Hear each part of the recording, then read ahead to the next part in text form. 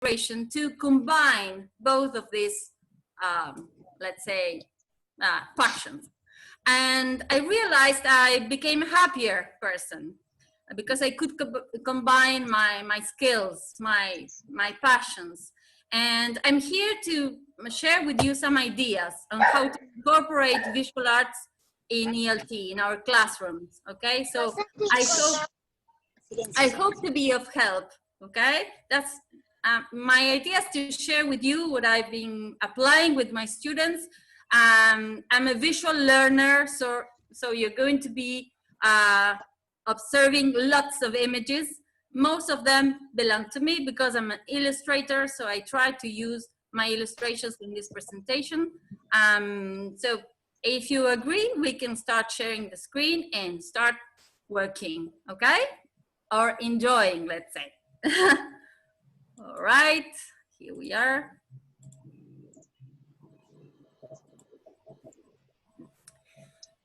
My idea today is I want to show you how to develop critical thinking and creativity through the use of visual arts in your classroom, okay? And the agenda, let's say, today is to talk about the types of visual art we can incorporate in our classes. I'm going to show you, I'm going to talk about a technique to promote art discussion in the classroom with your students. It's a technique I've been applying for some years already. We're going to try some practical activities together in this session. And then I'm going to share with you some examples from my own experience. Okay, so these 4 points will be covered, hopefully. When we talk about visual art, we can consider different types of it. We can talk about paintings. I don't know if you identify this. This is a famous painting by Benito Quinquela Martín, an Argentinian painter, truly colorful. We can use drawings. This is a drawing called Descanso, which I made some years ago. We can use photos. This is a photo taken by Vivian Mayer, a famous photographer. She became even more famous when after she died, let's say, as many artists do. We can use street art.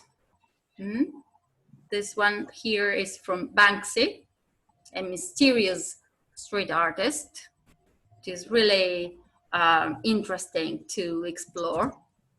We can use illustrations from our course books, from flyers, from the books we are using in the classroom with our students, from anything. Illustrations surround us, so we can find good illustrations.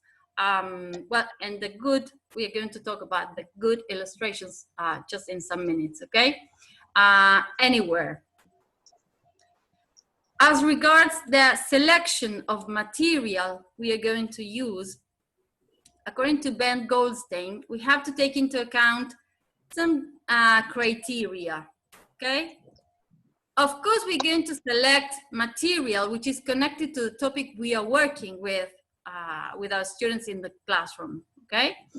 But he also says that the material we choose, the images or pictures or paintings or drawings, should be open to multiple interpretation so that our students can connect with that image in different ways. And they can find different things, different perspectives in the same material. He says that there should be opportunity for personalization. They should find connections with that image. Familiarity, he says. And we should also take into account the impact that image is going to have on our students.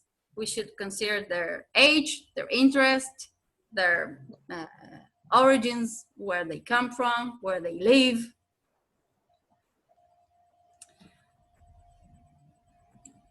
I believe that we need, as Ben Goldstein says, we need to encourage learners to create, interpret, and interact with images actively. That's what I truly believe. This phrase summarizes the whole session, because I'm here to show you how to use these images for you to interact with the images, for your students to interact with these images. In this picture, you can see a student of mine interacting with a work made by Guillermina Lynch. She's an Argentinian artist who prints on fabric. Her work is amazing. And there was an exhibition here in Tandil, and she, well, and this is what she made.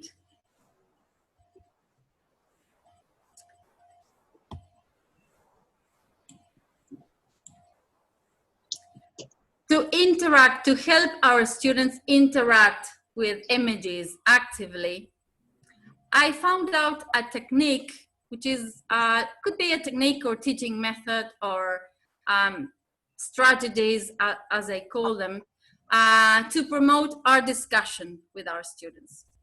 This technique is called visual thinking strategies. Perhaps you've heard of this.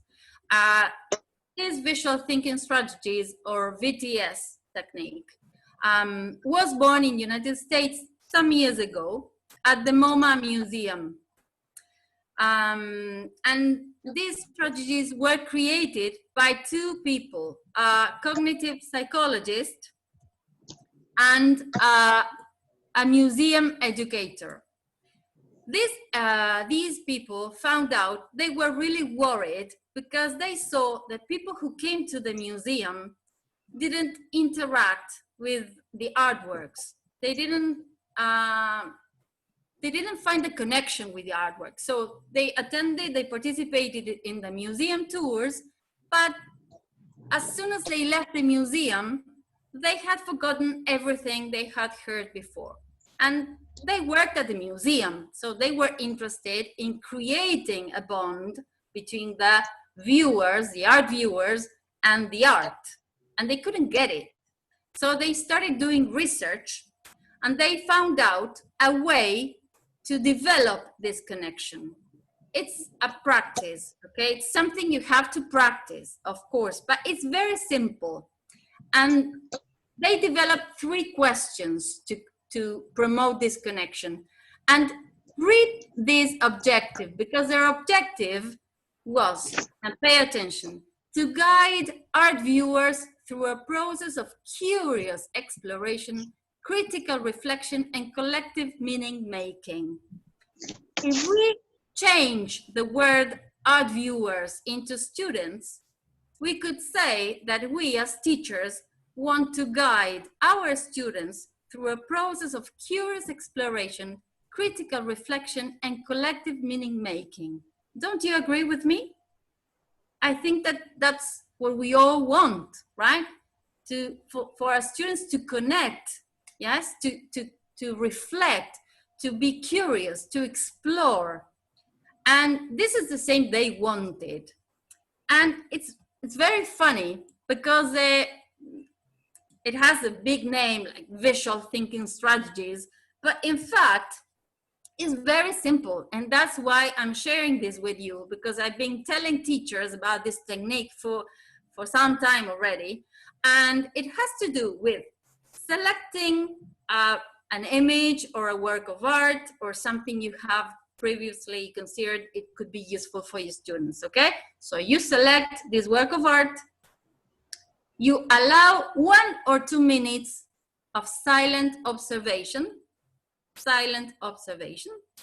and then after this minute or so, you ask the first question.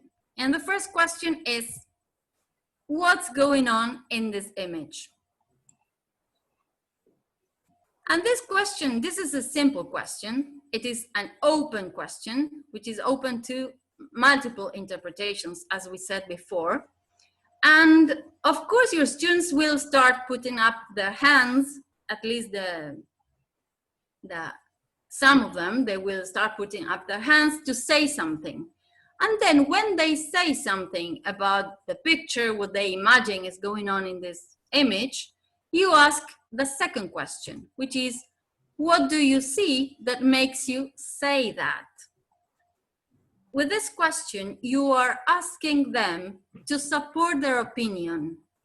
So they have to think again, okay, yes, I think that that man is going to a party. Okay, what do you see that makes you say that? Well, I think that he's going to a party because he's dressed with a suit and he's wearing a hat and he's wearing an umbrella or whatever they find as evidence. They have to support their opinion. They have to justify what they have just said. And therefore, they start seeing more and more.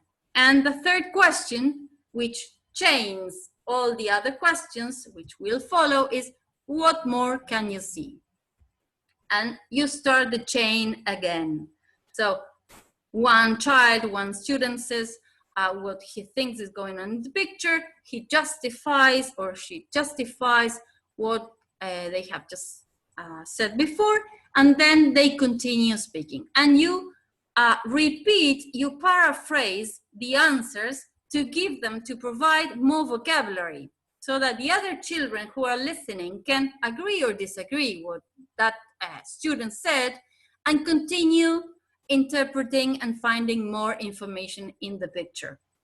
It is a very simple activity, and at the same time can take like 5 minutes of your class.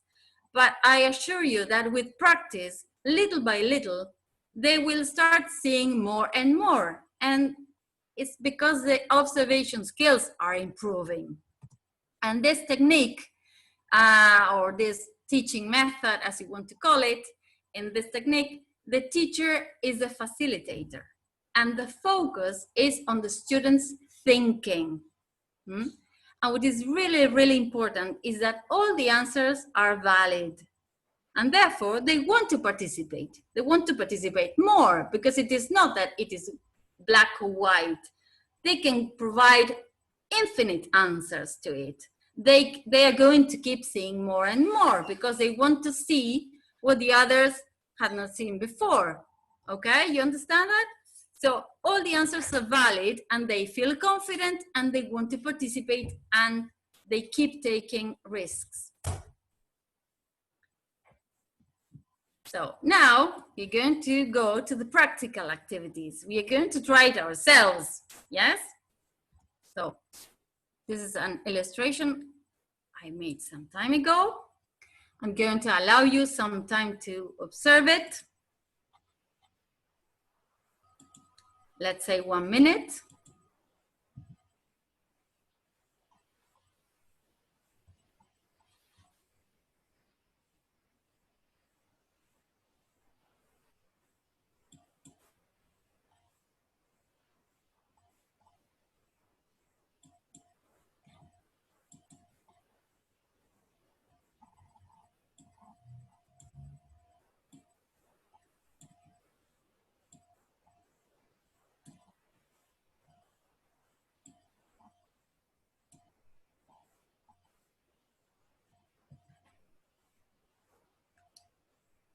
Okay, well, a bit less than a minute, but I think we have already some information to share, yes? So, first question, what's going on in this picture? Shise and Ariel are going to help me see the people who want to share here, okay? So, what's going on in this picture? Maybe you can use the reaction, raising the hand up, and we can tell you who is raising the hand up.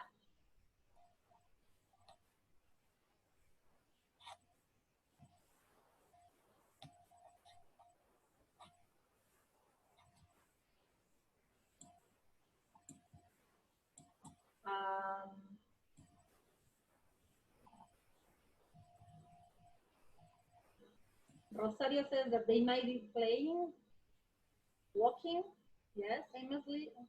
Oops, sorry. I can't hear you. Shise, can you speak a bit louder? Rosario says on the chat that they might be playing. Griselda, 2 children are playing by a railroad. 2 children playing. Monica Rodriguez Salvo. Okay, you can open your mix if you want to share something, yes? You can open your mix and share. Yes? So there are two children who are walking on the rails. Where are they? What's going on here? What's going on in this picture? Look at the sky. They have mentioned summertime, holidays. It could be dangerous. Could be dangerous. Who said that? Griselda? Griselda, open the mic, please. Griselda, open the mic and tell us, okay, what do you see that makes you say that it looks dangerous or there is danger here in the situation? I don't see enough space, and the train is coming, and if the train is quick, I mean, and they might be swallowed up by the train. Okay, very good. Do you agree with Griselda? What do you think? What's going on in this picture? What more can you see? Cecilia Hernandez said that the boy is worried. Cecilia, are you over there? Can you open the microphone? And okay, Cecilia, what do you see in the picture that makes you say that the child is worried, that the boy is worried? The boy is worried because he's looking backwards and he sees the train coming. And that's why I feel he's worried. Okay. But the girl is not, because she's having fun. She's having fun. She's looking at him and he's not paying attention to her, right? Yeah. Okay, what more can you see? What about the sky? Eugenia mentioned it's summertime. So Euge, can you tell us why, do you think? Well, hi. Yes, I believe that is, I don't know, afternoon during the summer because of what the children are wearing. And also you can see the sea and full sunshine and the trees are green. So yeah, it's summertime. And they look relaxed. Very good. And where do you think this takes place? Does it take place here in Argentina, for example? Might be, why not? Might be, yes. Might be, near Bariloche or right in San Martín de los Andes or in a place like that, would be. Okay, excellent, thank you. And what about the birds in the sky? Do they mean anything for you? No, probably the noise of the train coming. Sorry, I don't know if probably the noise of the train coming, you know, is making them like fly around the place. Okay. Cristina also wrote something interesting. Cristina, do you want to mention what you have written? Sorry, it's interesting because it seems to be very nice and quiet and summerly and everything seems to be fine. But the boy is tying his laces, so he might have problems to run. And the birds are flying because the train is making a noise, so it's like something wrong might happen. Okay, something wrong might happen. Like what, for example? What do you imagine? I imagine the train coming, the kids not being able to escape, and you know that doesn't seem to be a lot of green space for them to, you know, to be safe. Yes, exactly. And what about this plant here? What do you think about this plant? Because if they jump to the water, what might happen? Imagine. It's a very scary plant, isn't it? It is. It's a lovely picture, by the way. It's lovely, Sole, your picture. Thank you.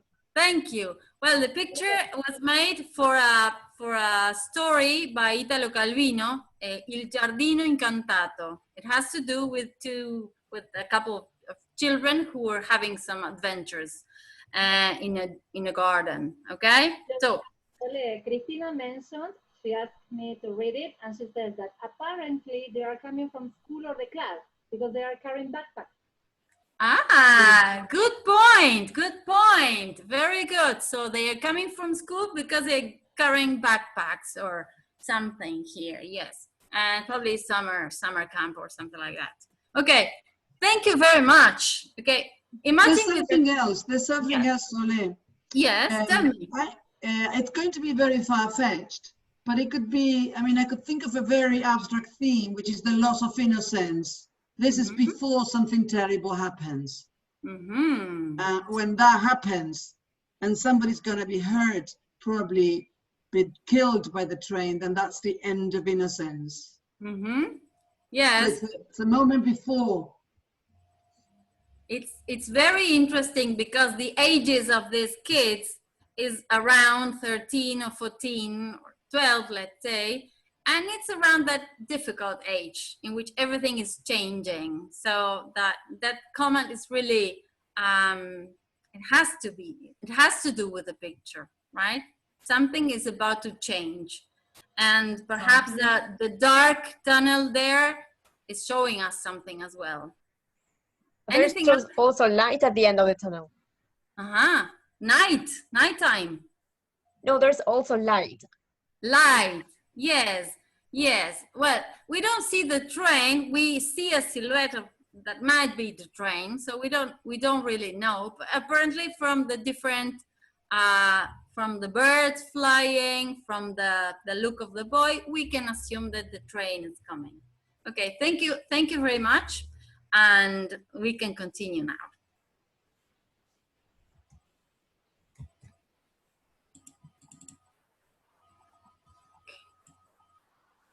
So, in this activity, we're going to use the chat box, okay? So I'm going to show you different pictures, different illustrations. And what I want you to do is just to connect with the mood inspired by the picture I'm going to show you. Okay, just write the mood you feel whenever I show you a picture. Yes? Ready? I'm going to open the chat.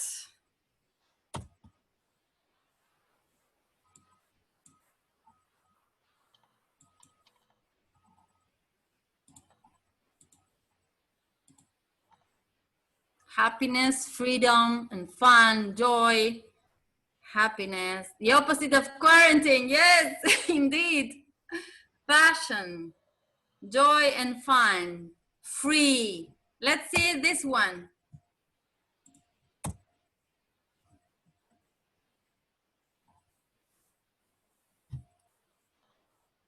Calm, peace, introspection, relaxed, peaceful, balance, quietness, calm. That's the name of the picture as well. Oh, sorry.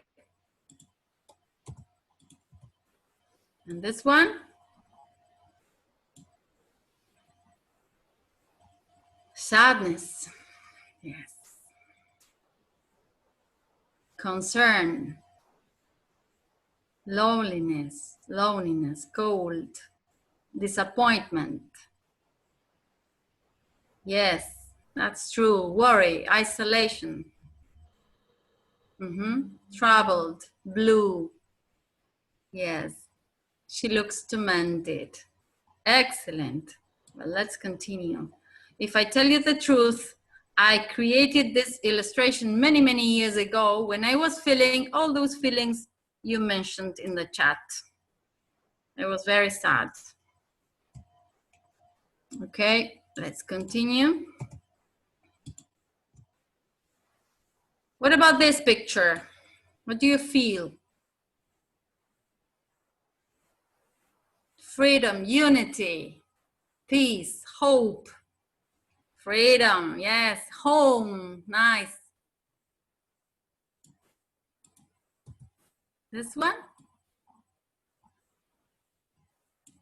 Friendship, levitate, love, warm, friendship, beauty, tenderness, memories, kindness, care, protection, yes. A song, I Believe I Can Fly, yes, it's true. The name of that illustration is Contrast, tender, nature. And let's see the last one. Haha, strange. This is very strange. No one dares to write anything. Laziness, disgusting, bizarre, surprise, nasty, disturbing, yes, disgust. That's true. Yes, it's a bit strange. As you can see, my imagination is quite open. A day of risky desolation. Excellent. Thank you very much. I love your comments. All right, let's continue.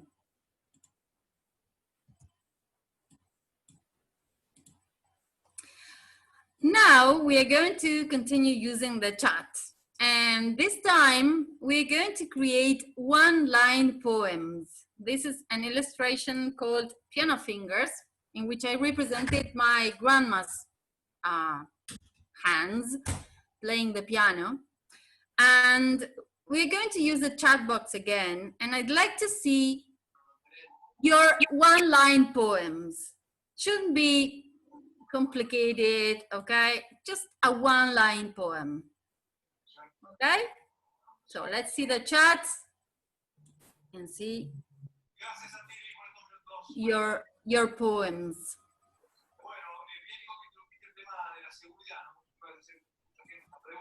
The sound of my childhood, the music still around her, her melodies keep me safe. There she is, beautiful. Joyful playing of the piano. Amazing. Embracing sweet memories, playing the piano. The music transports me into my own world. Hands dancing on the piano with all her might. If we put all these lines together, we're going to have a complete poem. These are all the verses. I love this activity, and even if you don't realize it, we are having a writing assignment here, okay? The sweetest melody, thinking of home. Play that tune again, Grandma. Beautiful activity, thank you very much. And it is a writing assignment you can carry out in just 2 or 3 minutes of your class, okay? It's very quick, and your students can connect with the pictures immediately. They don't think, they don't realize they are writing for you to see how they write, okay? Now, we are not going to write a short story today, I promise, but of course, a picture can help trigger your imagination for writing a short story. In this case, I selected this picture because it gives you the idea that you can write a short story from the point of view of the cat, or from the point of view of the mouse who's behind the window, or the owner of the cat who's arriving home. So when you can be working on a different topic, and then you come with this picture, and you ask your students to connect with the image and to write a short story, and that's all. They just have to observe and start writing, and I assure you, imagination will be stirred, will be awakened. And this is another illustration I created some years ago. It has to do with the trip. Well, the name of the illustration is El Viaje, and could be the trigger for a reading assignment. I connected this picture with my favorite book, one of my favorite books, which is the Guernsey Literary and Potato Peel Pie Society, which I have here, and it's my favorite book. And there is a movie, okay? There is a movie based on the book. And as you can see, it has to do with the trip, it has to do with the journey of this, the protagonist travels, and there's a lot of information. It has to do with beautiful scenes and beautiful situations this girl experiences. And a picture can be connected to a reading assignment as well. You have to use your imagination. All right, and I picked this illustration because there are many characters in it.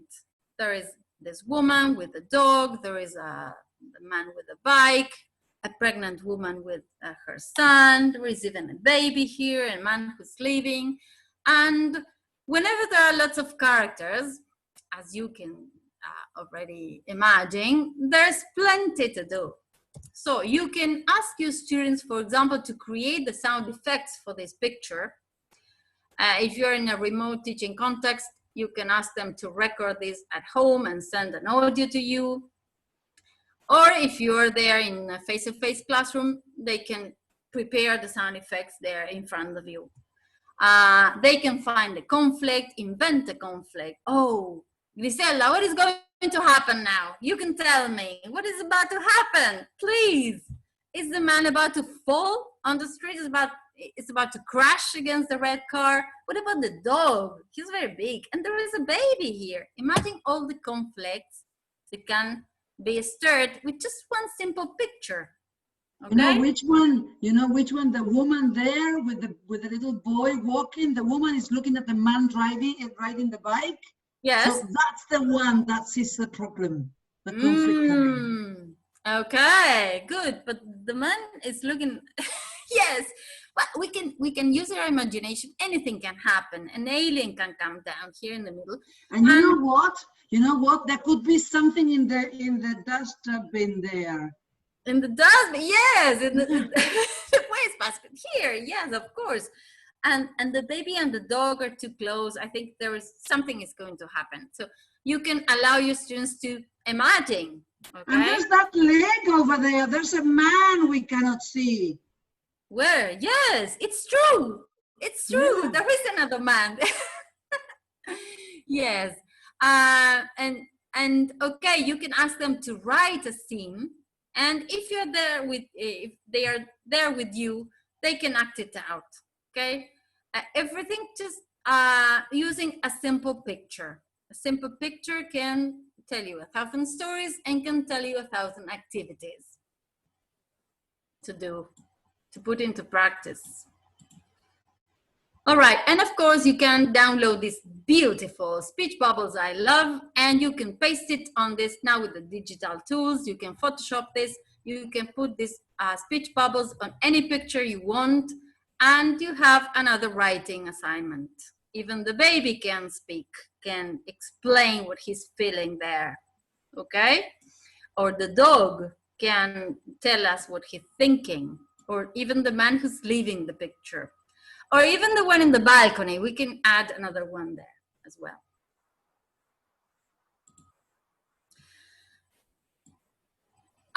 All these activities have to do with visual literacy. Visual literacy, as Gunter Kress and Theo van Leeuwen said, has to do with the ability to interpret, negotiate, and make meaning from the information presented in an image, in the form of an image. So with all these activities, we are improving, developing, and promoting our students' visual literacy. In the first place, we are improving, promoting, and developing our own visual literacy. Because of course, when we select the material, when we choose the paintings or the illustrations or the drawings we're going to use, we are also using our visual literacy.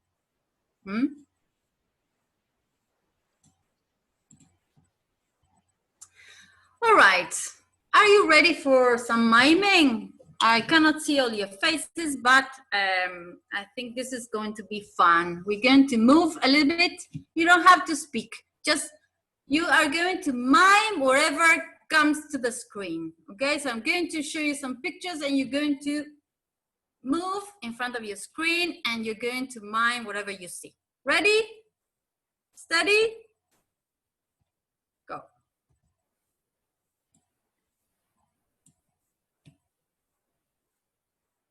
Excellent.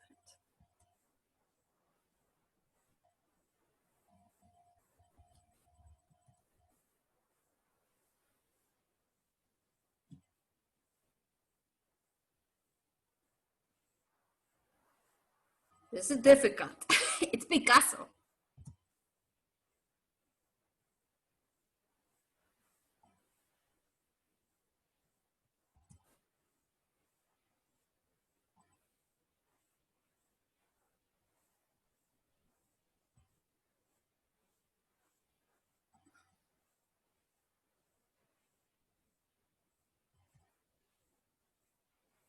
I love Hannah Hoch. She's an amazing artist. Very strange. And the last one.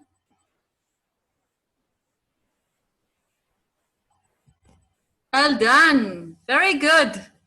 So that's another activity you can use as a warm-up, or when you feel your students are a bit down and tired, you can just interrupt the class in the middle and you can pop up with this set of pictures and you can do it. You can do it. You know you can do it. All right, and now I'm ready to share some examples from my own experience.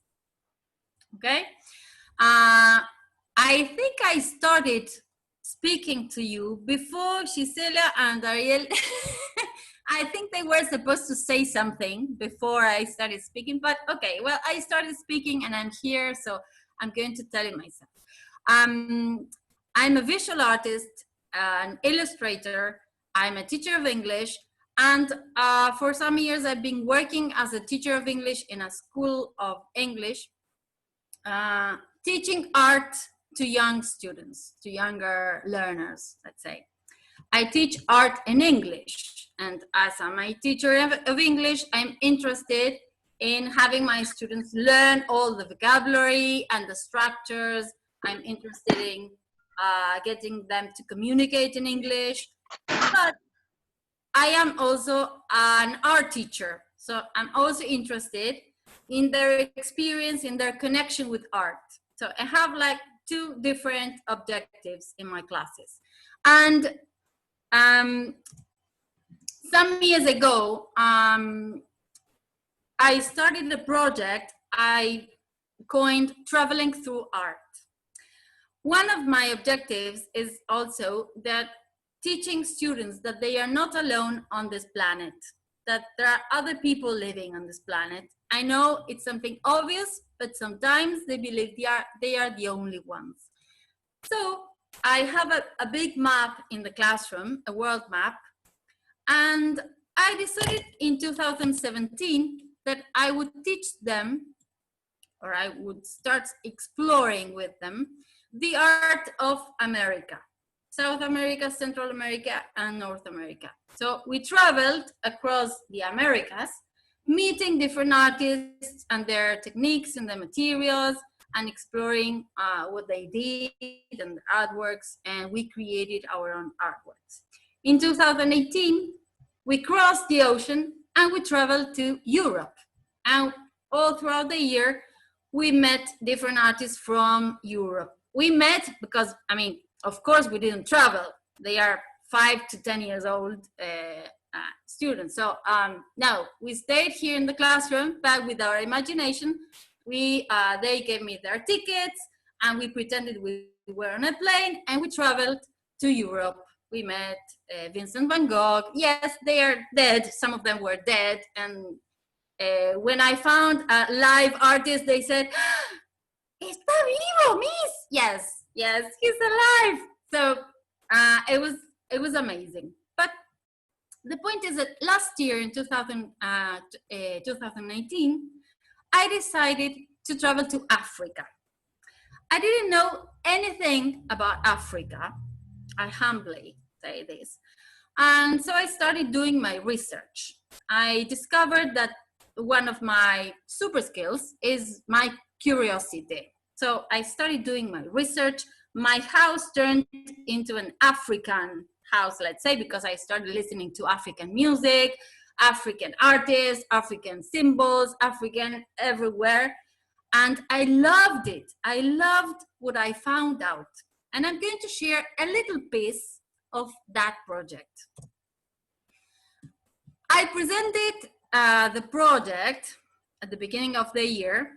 And of course, they had their stereotyped version of Africa. They told me about lions and giraffes and tigers and elephants. Okay, so the first class, we drew the animals and I showed them the map. We discovered that it was far away from Argentina.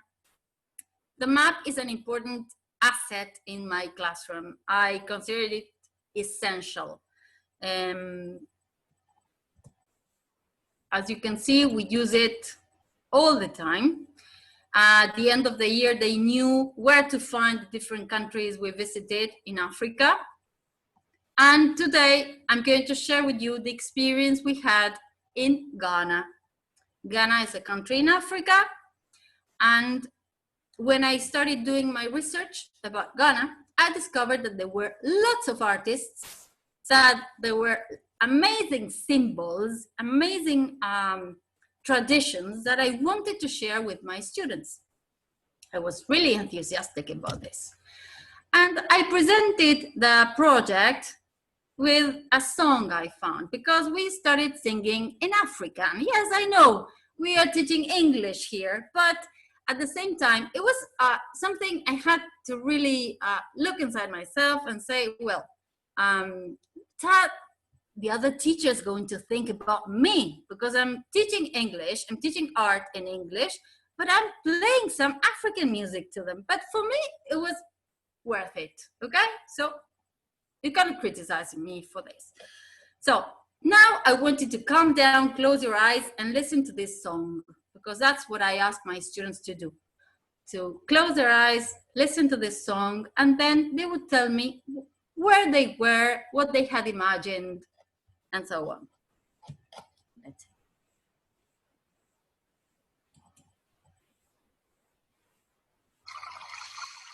Oh lele, oh lele, Moliba makasi. Oh lele, Moliba makasi. Oh lele, Moliba makasi. Boka na ye, boka kasai. Boka na ye, boka kasai. Oh lele, Moliba makasi. Oh lele, Moliba makasi. Oh,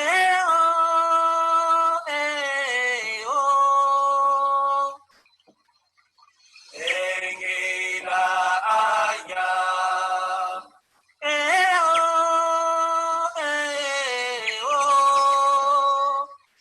Engela aya. Engela oya oya kara oya oya ongiza oya oya engela oya oya kara oya oya ongiza oya oya. Oh lele, Moliba makasi. Oh lele, Moliba makasi. Oh lele, Moliba makasi.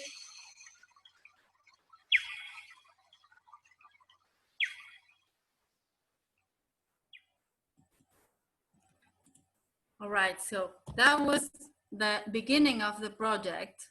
And they told me, now I'm not going to ask you all what they felt, because that's for you, but I really, or if you want to write it in the chat, it's perfect. And for me, it was important that they connected to this continent, which is Africa, from different perspectives, from different, using all their senses, viewing and listening and smelling and eating. Then you're going to see that we also cooked. It is very important to use, in my case, the music of the country we are visiting. So they told me that they had felt in the middle of a jungle, that they were sailing in a small pond, many things, that they were surrounded by animals. They are really committed when this takes place, and I really appreciate that. When I was doing my research on Ghana, I discovered that they have these amazing symbols, which are called Adinkra symbols. You can Google them, you can find their meanings. Each of them is a source of power in itself. If you pay attention to the meanings of them: knowledge, strength, peacemaking, intelligence, freedom and emancipation, universe, hope, creativity, diversity, unity in diversity, unity in diversity. These symbols are amazing.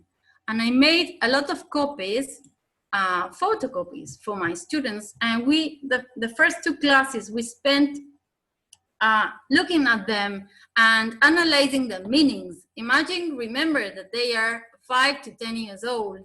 So some of them didn't understand their meanings. Some of them spoke in Spanish, of course, and then some of them in English, what they could. And I allow this because for me, it's more important for them to connect with the images rather than to be, no, I don't understand what you're saying. Say it in English. No, I'm not going to say that. Never, never. That's forbidden in my class. And that's why they want to connect, and they want to use the language, I think, because I'm not picky on that. And I think that all these symbols have very special meanings, and we started using them. They drew them because I also believe that, as Jade Blue said, she's an artist who participated in IATEFA in 2018.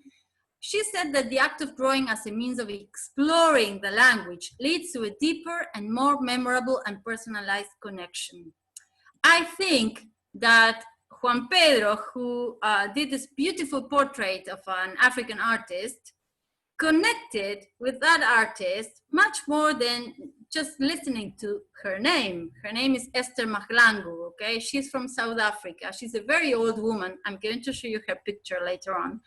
And he made this beautiful portrait, and he connected with the necklaces and with the strange hat she has on her head, with the color of her skin, with the colors. And I think that she could connect in a deeper and more personalized way. That's why I love them to draw. I was talking about these symbols, the Adinkra symbols, and I have to tell you that these symbols in Ghana, Africa, are used to stamp on fabric, and their fabric is used to create robes they wear for official events. And therefore, I saw that they carved the symbols on pumpkins. And so what did I do? I grabbed the pumpkin and I carved my symbols. So this is Ghana, Africa, and this is Tandil, Argentina. Okay? I tried to do the same thing. Then I showed them a video of people using the stamps and printing on fabric, and they did the same in the class. They printed on fabric, as we have, some of them helped each other because some of them are younger, so they helped each other and they taught how to do it without moving the stamp. It was quite a task. We also cooked. As you can see here, this is not an African cookie, it's an Argentinian cookie with an African design on top. They use this decoration and they use the African symbols on top. Sorry about the interruption. Just to remind you of the time. Oh, okay. Then we use I taught them some circle weaving, and they use the symbols on this circle weaving. I'm going to go faster on this.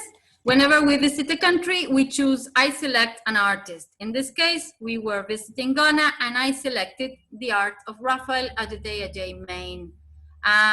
Because if you pay attention, the background of his artwork has the Adinkra symbols and everything is connected. So I found him on Instagram and I started chatting with him. I sent him some direct messages and he answered. And so I was amazed. I told him I would work on his artwork, communication takes place, and he answered. These are some of the screenshots of his answers.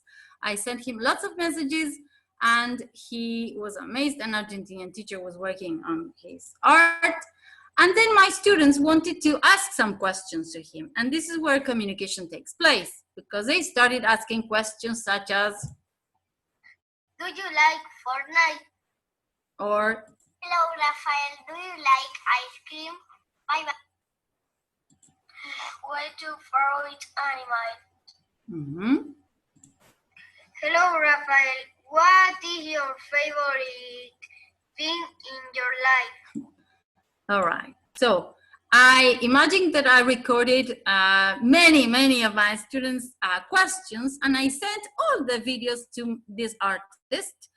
And then we continued traveling across Africa. We continued traveling, we visited other countries, we met other artists. Remember that we sent all the videos and then we continued traveling. In this case, we even did some performance art. Then we visited Nigeria and Victor Ekpuk, and we created our own symbols. We wrote them here in English and they designed their own symbols. They even decorated my helmet. This is the woman I told you about before, Esther Mahlangu from South Africa. She paints with a feather. All these decorations are painted with a feather, and therefore we tried painting with feathers ourselves. It is a bit difficult, I must tell you. Did some portraits. We visited Congo and created our masks. We worked on the symmetry in the masks, and they recycled and created their own. We worked on the parts of the face. Imagine all the, as regards English, all the vocabulary and structures which are connected to these topics, because I'm just telling you pictures, showing you pictures, but all these pictures have an English background, let's say, an English content connected to it. We visited the Maasai warriors in Kenya. They can jump very high, so we practiced some jumping in the garden, and they decorated their robes. And we get to the end of the year, because at the end of the year, I had the surprise for my students. I printed these t-shirts for them with a Adinkra symbols. And then I had another surprise. At the meeting at the end of the year, I had received a video from this artist, and I decided to share this video at the end of the year with all the families and parents. The children didn't know that Rafael had answered their questions. So it was very, very exciting for them to listen, to see the artist talking to them. So if you think in terms of communication, for me, this was the closure of the circle. This was perfect because communication had taken place. And look at the video. Imagine all the children sitting there, and I told them, someone special wants to tell you something. Hello, this is Rafael. I love you guys all, and I like what you are doing, how you guys are learning about different culture and different artists and what they are doing and where they get their ideas from. I hope that you guys will also do the same like we artists are doing, that we put our ideas on paper or on canvas to try to express ourselves on this medium. All right.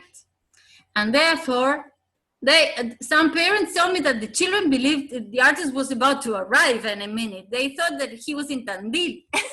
That's how they felt. They were really, really excited. And so if we consider all these activities, even though they have to do with visual arts in the classroom, we have to agree that these essential skills were put into practice: empathy and collaboration, cultural awareness, for sure, visual literacy and creativity, critical thinking, and effective communication. There's no doubt about that. So I truly believe that if we incorporate visual arts in our classes with our students, we can promote discussion. We can give them writing and reading assignments which are original. We can promote, we can have some drama activities triggered by pictures. Of course, they are going to learn new vocabularies and structures. They're going to produce new arts and crafts. They're going to learn about the world, that they are world citizens, that they are not alone in this world. They're going to learn about music, and they're going to improve, we are all going to improve our observation skills. So to close the session, I could say it is the supreme art of the teacher to awaken joy in creative expression and knowledge. This was said by Albert Einstein, but I think that we all agree on this. It is our supreme art to awaken joy in creative expression and knowledge. Thank you very much. I'm really honored to be here. I hope you like the activities and you can put them into practice, at least some of them. And if you want to connect with me, here you have all my information, my blog or my illustrations. And also, these are some sites I recommend exploring if you're interested: the VTS Home, the Visual Thinking Strategies, Ben Goldstein, Thinking Eye, the School for Training, the Image Conference. Well, there are some interesting sites I think are important. So I don't know if it took too long. I don't know what time it is. Thank you very much. Thank you for being here. I know it's a Friday. I'm very happy that you participated. I don't hear you. I don't know if you can, if you want to say something, you just say it. We are listening to you, Soledad. Well, we want to thank you very much. It has been such an enriching session for this Friday afternoon, Friday evening. You know that we are closing. We have come to the end of this cycle, let's say, or series of sessions that we have called Chicken Soup for the Teacher's Soul. I will take advantage of Griselda, Romina, Silvana, Monica. You are all here and you have been part of this series of sessions, which have been so nice, so enriching for all our colleagues from the north to the south, from the west to the east of our country and abroad. And I will take advantage of my colleagues here: Ariel, Eugenia, Romy, Maricel. Who else is over there? Who are part of the academic committee or the executive committee of FAPI. So please, if you open your microphones and you can help me to close this beautiful session. Would you like to say something, Euge? Well, just proud to be part of this project. I think that we were in need to some pieces of art and reflection, and then little by little going back to the teaching mode, we may say, with different expressions. So thank you all for being part of this, and at the same time for sharing all your insights and your views of the world through teaching and through the arts. So thank you very much. We tried from let's say from our hearts, and also from the knowledge we have about the teaching experience we all share at FAPI, to cover different topics for all to feel represented. So thank you, Gisela, for this wonderful idea. Thank you all for being part of that, for your generosity, for your commitment, right? And for your responsibility on doing this, make, let's say, from an idea into a project and then into a reality. So thank you all.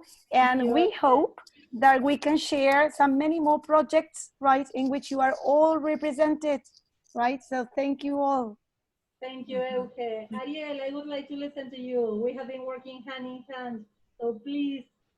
Yes, well, it's been a privilege being part of this project and doing my bit to help create this platform for such wonderful colleagues to share their expertise and practice.